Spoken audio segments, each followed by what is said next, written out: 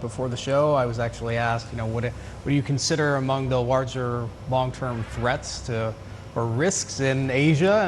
And I pointed to debt in China, and then I sit down in the chair and hear that Moody's has downgraded their sovereign rating. So I'm not terribly surprised. I think that even if you're not worried about some sort of calamity, and I don't think you should ever have that as a base case, the reality is that debt can't keep expanding at the rate that it has relative to GDP in China. And so either you're going to have a scenario where things go sour badly, or probably more likely is some degree of muddle through, where I think investors who've gotten very acclimated to almost suspiciously consistent GDP numbers that have come out of the country for a long time, having to deal with structurally lower growth that just won't be sustained by credit expanding faster than what the economy really needs. So that doesn't spell disaster. It's a bit of a reality check, and I think investors probably need to be aware of that. And in Australia, then another way to think of the lenses here and kind of a slowdown is that it's well known that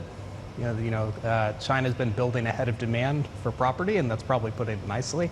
But let's just say it's building a few years ahead of demand in urban areas. Well, the reality is that needs to be unwound at some point.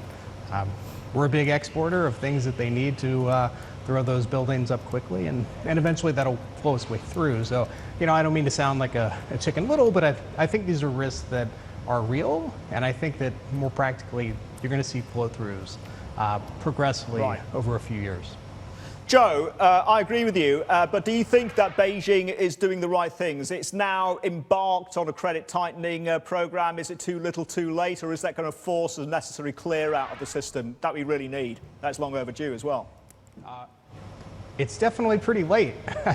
I think it kind of reminds me of macro Peru that is being enforced here in Australia, trying to tighten lending standards around property. I think the horse is a long way from the barn, but better late than never. And I think that trying to tap the brakes is the right way to go. You don't want to slam them on. That could get ugly. But I think that better to tap the brakes now than have to throw them on, or more likely hit a wall later on if you never tap them.